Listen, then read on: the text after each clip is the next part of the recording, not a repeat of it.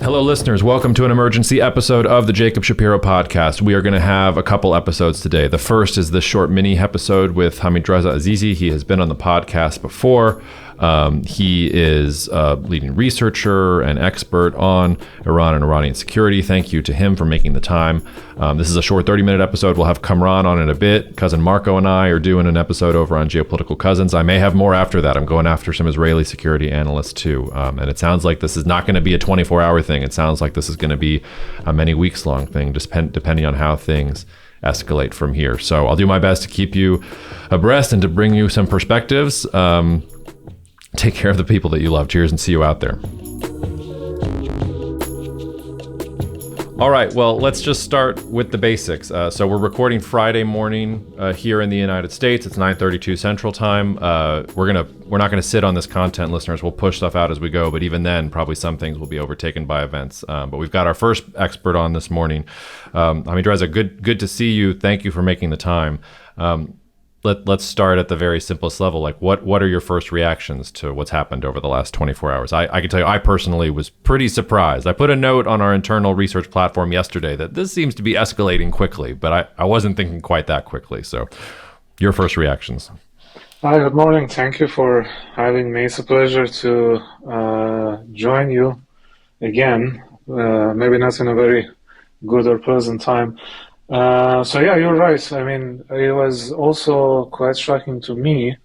We could already see signs of a perfect storm gathering, but again, and still, reports about the upcoming nuclear negotiations between Iran and the United States in Oman, scheduled for Sunday, and things like that. That could be seen as some, assurances that at least in a few days time window there won't be any major escalation. But here we are, and I think it was also quite shocking to the Iranian government as well. I can imagine, and one would expect them to be quite prepared, especially after all that happened to their allies in the so-called axis of resistance over the past year, and also the tit-for-tat attacks, the latest round of Israeli attacks on Iranian proper in October. So given all that, they must have been prepared, but then we can see the scope of damage, both in terms of the the number of high-ranking military commanders killed in the Israeli strikes, and also the scope of the geographical scope, actually, of the Israeli reach to military sites, and this raises significant questions about the proper planning or kind of proper understanding, actually, of what might come and how they should be prepared for that. It seems, at least from the initial damage, like you said, that maybe Iran was prepared, but it seems like Israel was really able to neutralize air defense. I mean, it seems like Israel, I won't say has control over Iranian skies, but Israel's talking about a 2-week-long operation. I was actually chatting with some of my fellow researchers after the first reports of attacks. We were like, this is kind of timid. And then Netanyahu comes out, and then it's a second wave, and then it's a third wave, and then you're starting to get reports about some of the damage. How can Iran respond? I think that's the big question here. I saw some initial reports that maybe there were some drones that were fired towards Israel or sent towards Israel, and Israel's already shot them down. Do you think that sort of Iran just sort of has to take the punch, or is there going to be some kind of meaningful response that they can engage in right now? Because right now it seems like Israel has control over the situation. Yeah, it seems very much so. And the thing is that air defense was already, and for a long time, the weakest part in the overall map of Iranian kind of military infrastructure and military doctrine. That was why actually they started working on this concept of forward defense in the first place, to basically compensate for the lack of effective air defense. And on that, we should also note that one element is the kind of technology deficit, especially comparably speaking, when it comes to what Israel has, for example, or other Iranian adversaries have in the region. And the other one is, of course, about the vast geography of Iran, so it's quite difficult to have proper air defense for all that. So anyway, that was why they worked with non-state actors to extend the geography of their defense and deterrence far beyond the Iranian borders. So what happened over the past few months, I mean, technically, over the course of the war in Gaza and beyond, was that that kind of forward defense, the strategic depth of Iran, as they call it, started to shrink. And to the extent that, it was only Iraq and Yemen remaining. And even on that, there were serious doubts about the extent to which they could engage. So that's why we see what we see, because already in October, end of October, the Israeli strikes, they successfully neutralized parts of some key parts of the Iranian air defense, which were the Russian-made S-300s and also some others. So there was already this gap, and now it seems that in the past month, despite a lot of efforts that we could see, they were not really able to close that gap. And together with, as I said, the lack of proper allied support in the region in terms of non-state allies and proxies, they are in this kind of very a difficult situation. So that's about the defense part.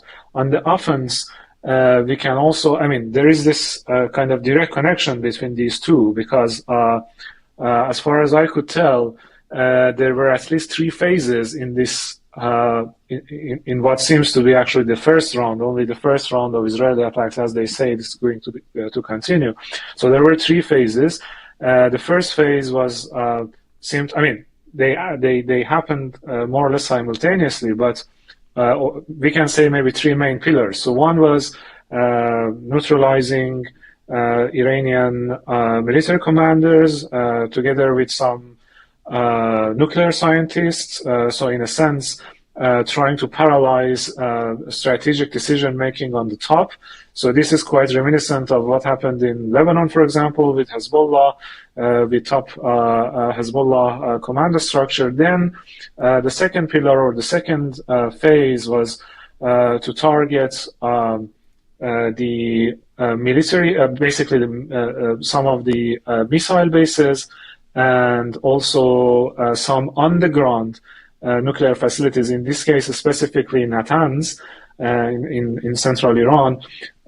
So the attacks on these have been ongoing. Last time I checked, kind of an hour ago or so, it was still ongoing.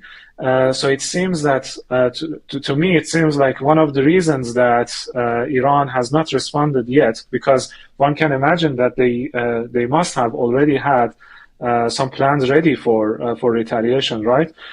So this kind of lack of, or the loss of, better to say, top military command in charge of decision making for retaliation, and the damages that might have caused, we still don't know the details, to the missile bases, might have caused this. And the third and final, so far, the third pillar or third phase of this, which is again still seems to be ongoing, is to target what is left of Iran's air defense, especially concentrating on western areas of Iran. We saw frequent attacks on Tabriz, for example, on Noje air base in Hamadan, all located in western Iran, northwest and west. So on that, it seems that there is an attempt to kind of clear the way for future strikes, probably deeper inside the country, probably with kind of more direct engagement of Israeli airplanes, kind of fighter jets, within the Iranian airspace or things like that. So this all has complicated the Iranian response, as far as I can tell. Yeah. You mentioned the proxies. So at least in Israeli media, I don't know how much credence to give this, is reporting that Hezbollah is saying they're not going to strike Israel. which is, I mean, shocking if that's true. Who knows if it's true or if the Israeli media is trying to shape the media ecosystem. You mentioned the Houthis. They successfully stood up to some United States airstrikes, a couple months ago, to the surprise of President Donald Trump, who said he's had some kind of deal with the Houthis to not attack American interests. Obviously, the Assad regime is gone, and probably the elimination of Syrian air defense, as we talked about on this podcast a couple weeks ago, has something to do with the ease with which Israel has done some of these things. Are there any proxies left? Are there any left standing? Do the Houthis have a renewed campaign in them for the Persian Gulf? And I guess that also gets into the question of where do you think the United States' role in this? Because at least last night when I went to sleep, Marco Rubio was putting out statements saying the U.S. has nothing to do with this. This is Israel alone. We urge all sides to calm down. And you wake up this morning and you've got Trump ranting on Truth Social that this is a beautiful attack. And I gave them a chance. They can still come to the table. And you've got, sources in both Axios, the Wall Street Journal saying, yes, not only did the United States know, the United States intentionally made it seem like nothing was happening in order to lull the Iranians into a false sense of security. So do you think that the United States becomes involved in the Iranian reaction? Is Iran so weakened or chastened that it's not going to go after U.S. assets? Help us think about the proxies and the U.S. here, because this obviously goes to more than just Israel and Iran. I think this question actually lies in the heart of the Iranian calculations right now, because whether or not to include the United States in a potential response might make the whole situation quite different in terms of the consequences. Let's start with this last point you made about whether or not the United States was involved.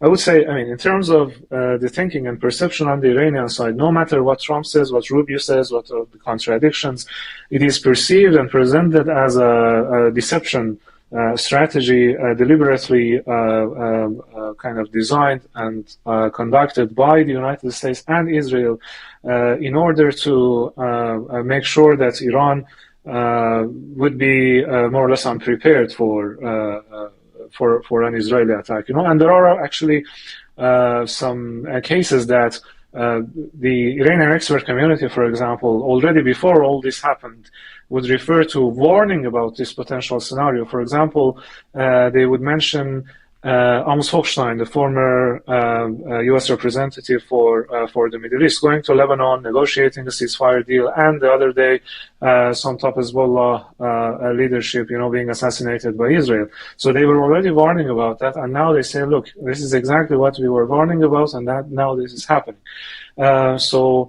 On the Iranian side, this is important in terms of their calculation of where we are. We are in a situation that, again, in their perception, we are in a situation that there is a coordinated plan by the United States and Israel against us, in which, of course, the United States still has a lot to offer, which it has not, brought on the table yet in terms of active participation.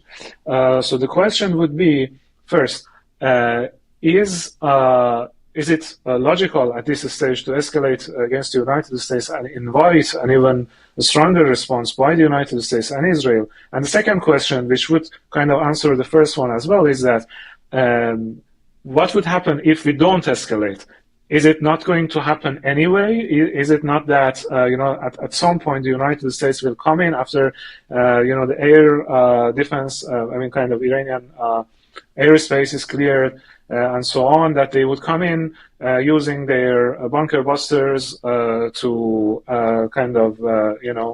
destroy what is left of Iranian nuclear facilities. So I think this is, again, one of the complexities that has, if not paralyzed, actually delayed the decision making on the Iranian side. So here we can say we can kind of a bit more clearly, or with more clarity, speak about the potential options that Iran may have. So first of all, as I said, we still don't know how much damage has been inflicted to the Iranian missile silos and missile stockpile. Even if we consider that the damage is not high, then it would be a matter of whether Iran can sustain a campaign of weeks of, for example, continuous massive missile strikes against the United States. How big the stockpile is, and here comes the U.S. factor, because as far as I know, at least before the October 7th, and I don't still see any sign of an actual revision of that military strategy. So the traditional thinking in the Iranian military circles has been that whatever happens, whether it is a war initiated by Israel or the United States, we will respond to both. And that response would involve the US bases in Iraq, but also around the Persian Gulf, in Kuwait, in Qatar, in Bahrain. So now the question, apart from how the US will respond, is that first, how is the situation, how this is going to be in terms of implications for Iranian allies in those countries, given all the domestic resistance against this quote-unquote resistance supported by Iran, and here comes, I would say there could be at least some level of credibility in the reports that that Hezbollah doesn't want to engage, because the costs for Hezbollah domestically would be so huge in a situation that it is quite weakened. And the same goes for the Iraqis, And if they want to escalate Iran itself, if they want to escalate against the U.S. bases around the Gulf, for example, then the question would be, how would those countries react? So Iran tried hard to have their support, and it worked a lot on this rapprochement with Saudi Arabia, with other countries. So it would evaporate overnight if Iran decides to do that. And finally, on the Houthis, I think they are already at full capacity in terms of what they can do. And it is not going to have a strategic impact on Israel. And on top of all this, we shouldn't forget the elephant in the room. Israel is a nuclear armed state. So this is what matters more than many people may think, right? So if Iran responds in a way that there is kind of significant human casualties or so on, is it not going to be the case? Is it not a plausible scenario, after all Israel has done in the region, trying to assert the assumption that we have no red lines? Cannot this be the case that they may even resort to some sort of a nuclear escalation against Iran? So it's much more complex than just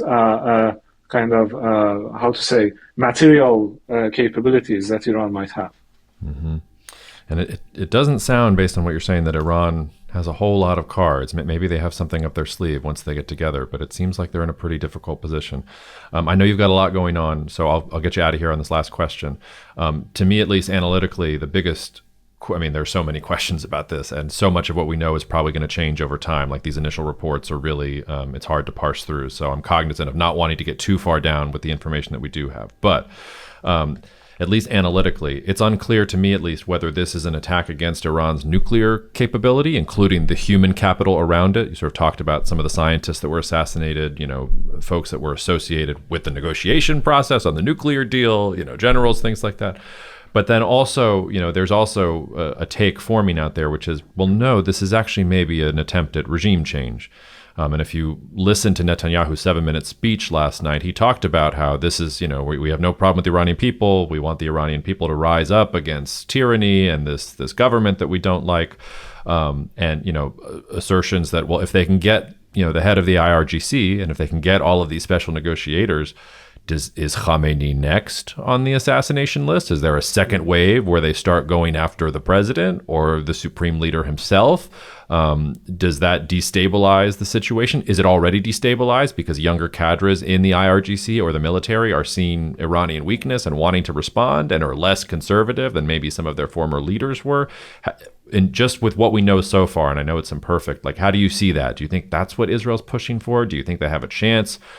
Are you concerned about the fate of the supreme leader and what happens to Iran if Israel's able to pull some of these things off? These are questions I couldn't have imagined asking 24 hours ago, but here we are.